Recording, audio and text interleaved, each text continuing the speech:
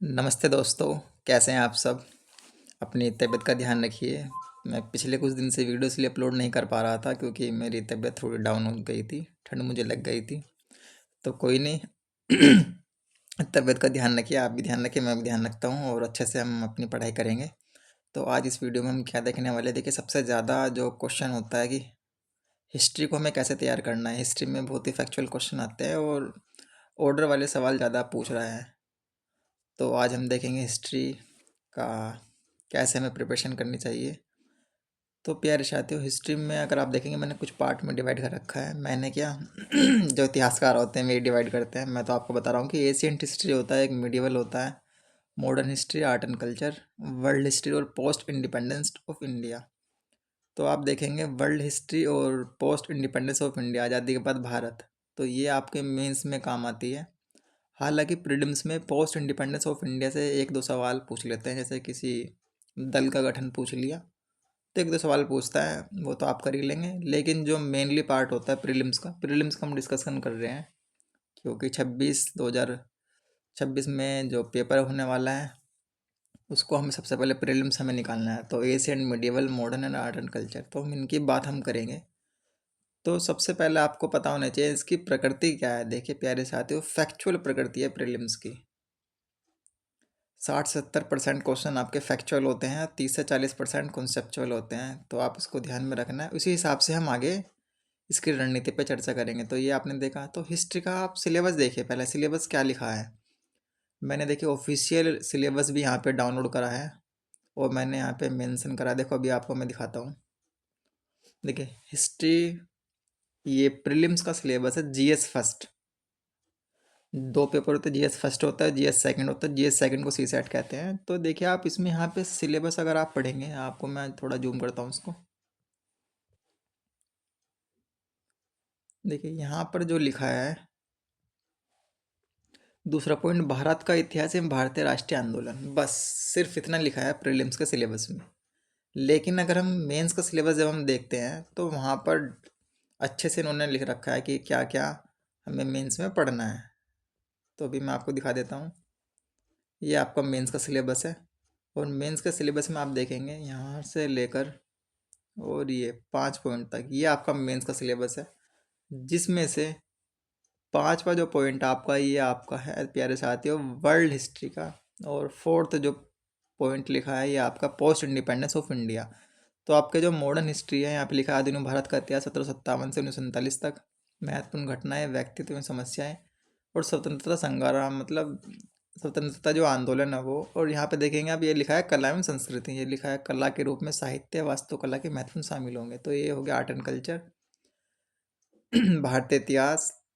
और ये तो आप समझ गए कि मेंस का सिलेबस क्या है। तो अब हम सबसे पहले डिस्कस करते हैं हमें कौन सी बुक हमें इसमें पढ़नी चाहिए। तो देखिए मैंने आपके लिए बहुत अच्छी पीपीटी तैयार की है, प्लीज़ बताना कि पीपीटी कैसी है। तो सबसे पहले हम देखते हैं, देखिए हिस्ट्री का जो वेटेज है, आप देखिए 2025 में 25 क्वेश्चन लगभग आए हैं। देखिए मैंने राउंड फिगर में लिख रखे हैं, लगभग इतने क्वेश्चन आते हैं। बिल्कुल, अगर आप एक दो क्वेश्चन दाएं बाएं होते हैं कि कुछ हिस्ट्री क्वेश्चन कोई करंट अफेयर में जोड़ देता है, कोई आर्ट एंड कल्चर में जोड़ देता है। तो मैंने हिस्ट्री का मोटा मोटा इसमें लिखा है कि 25 क्वेश्चन हिस्ट्री के हैं। तो इसी हिसाब से हमें तैयारी करनी है। तो हिस्ट्री में देखते हैं ये कट ऑफ आपकी है। देखिए देखिए मैंने लिखा है इतिहास की तैयारी कैसे करें। तो एशियन, मिडिवल, मॉडर्न और आर्ट एंड कल्चर ये हम देखेंगे। तो अगर आपके पास कोई बुक नहीं है अभी तक, तो आप जो मैं बुक बता रहा हूँ आप उनको भी ले सकते हैं। हालांकि आपके पास जो भी बुक है वो भी इनफ है, ऐसी कोई बात उसमें नहीं है कि उससे आपका एग्ज़ाम नहीं निकलेगा। ठीक है, जो मैं आपको तरीका बताऊंगा अगर आप उस तरीके से आप पढ़ेंगे तो आपके क्वेश्चन एग्जाम में सोल्व होंगे। तो एशियंट हिस्ट्री की अगर हम बात करें तो आप परीक्षा मानी की बुक खरीद सकते हैं। देखिए मैंने इस बार पीपीटी में सब चीज़ मेंशन कर रखा है, अच्छे से आप देख सकते हैं। देखिए एशियंट हिस्ट्री की परीक्षा मानी की ऐसी बुक आती है जिसको आप ले सकते हैं।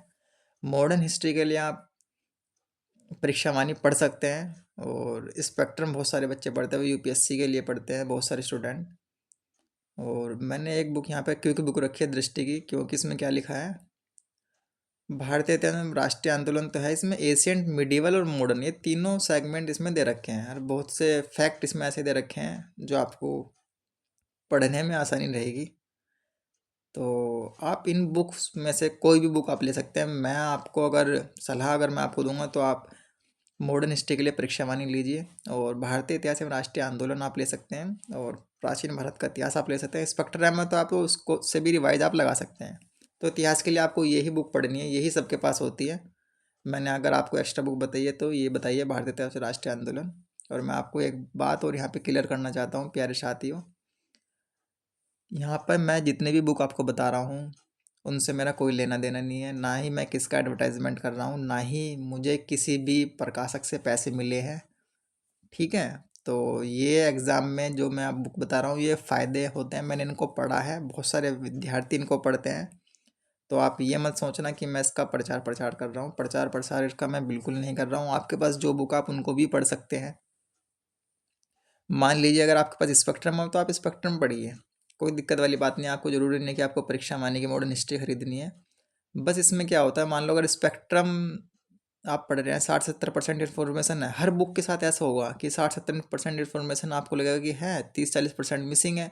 तो आप कहीं से भी पढ़ सकते हो, रेफरेंस के तौर पे किसी भी मॉडल से आप पढ़ सकते हैं, कोई वेबसाइट से आप पढ़ सकते हैं, PYQ से आप पढ़ सकते हैं।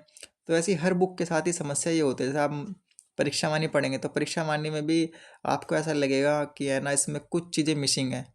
तो आपकी एक बेस बुक तो हो जाएगी परीक्षा वाणी, या कोई भी एक बुक, एक रेफरेंस बुक हो जाती है जहाँ से आपको चीज़ें थोड़ी थोड़ी पढ़नी है।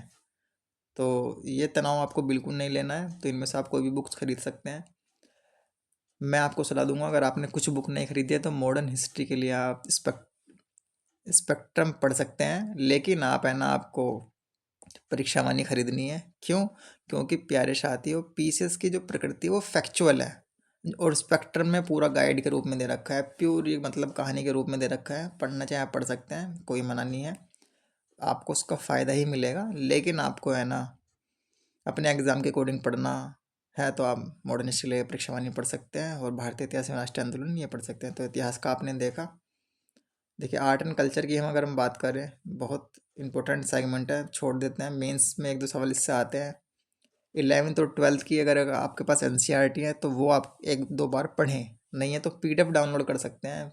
NCERT की वेबसाइट है, फ्री में अपलोड है, 11th-12th के PDF डाउनलोड करें, इनको पढ़ें एक दो बार। बहुत सारे स्टूडेंट नितिन संगानिया पढ़ते हैं, लेकिन वो UPSC के लिए पढ़ते हैं। मैंने ये बुक पढ़ी है, तो इसको मैं रेकमेंड नहीं करूँगा क्योंकि बहुत मोटी बुक है और इसका इतना बेनिफिट PCS में नहीं मिलता है। तो आप दृष्टि की बुक भी खरीद सकते हैं, कला एवं संस्कृति की। अगर आप बुक ना खरीदना चाहें तो आपको भारतीय कला का परिचय भाग 1 भाग 2 ये दो बुक से भी आपका काम चल जाएगा। तो आर्ट एंड कल्चर के लिए आप ये दो बुक पढ़ सकते हैं। तो हिस्ट्री में आपने देखा कि आपको एशियंट हिस्ट्री ऑफ इंडिया आप पढ़ सकते हैं परीक्षा मानी, मॉडर्न हिस्ट्री के लिए मैंने आपको बता ही दिया है। तो ये दो बुक आपको पढ़नी है। फिर इसके अलावा आपको क्या पढ़ना है, देखिए PYQ पढ़ने हैं। PYQ कौन से पढ़ने हैं?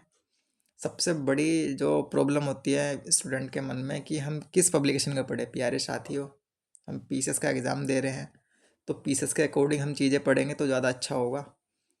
अब बहुत सारे जो स्टूडेंट हैं वो पूर्वावलोकन पढ़ते हैं। देखिए जैसे मैंने लिखा है कि भारतीय इतिहास का पूर्वावलोकन है, इसी तरह की 6 से 7 बुक आती है। पॉलिटी के लिए लगाती है, इन्वायरमेंट के लिए लगाती है, ज्योग्राफी के लिए लगाती है। तो ये आप बहुत अच्छी बुक है, इनको आप अच्छे से पढ़ें। लेकिन इनके साथ एक समस्या ये होती है कि एग्ज़ाम टाइम में इनका रिवीजन नहीं हो पाता। लेकिन अभी एग्ज़ाम नहीं है तो आप पढ़ सकते हैं, अगर आपके पास है तो अभी रिवीजन इनका लगाइए। मल्टीपल रिवीजन आपको लगाने हैं। लेकिन अगर आपने अभी तक कुछ नहीं खरीदा है PYQ, तो आप क्या कर सकते हैं, घटना चक्र पूर्वावलोकन या यूथ, इन दो में से एक बुक खरीद सकते हैं। ये क्या है, ये PCS द्वारा कराए गए पेपर हैं, केवल PCS। देखिए यहाँ पे लिखा है UP PCSC, इसमें केवल PCS द्वारा कराए गए पेपर होते हैं। या तो यूथ के आप ले सकते हैं या घटना चक्र के ले सकते हैं। घटना चक्र भी निकालते हैं और यूथ भी निकालते हैं। ये जो दो बुक है इनमें केवल PCS द्वारा कराए गए पेपर हैं।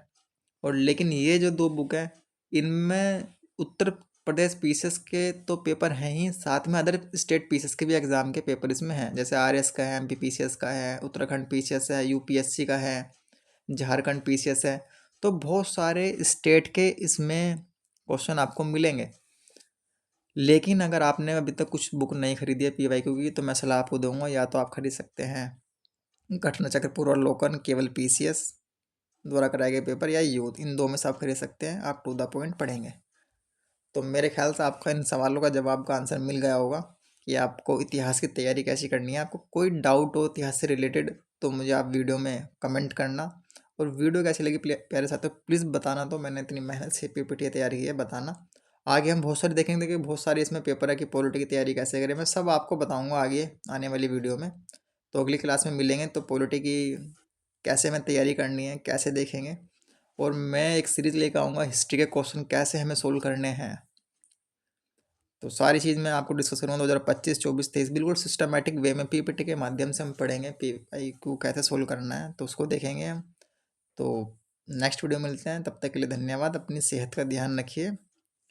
तो बाय बाय, टाटा।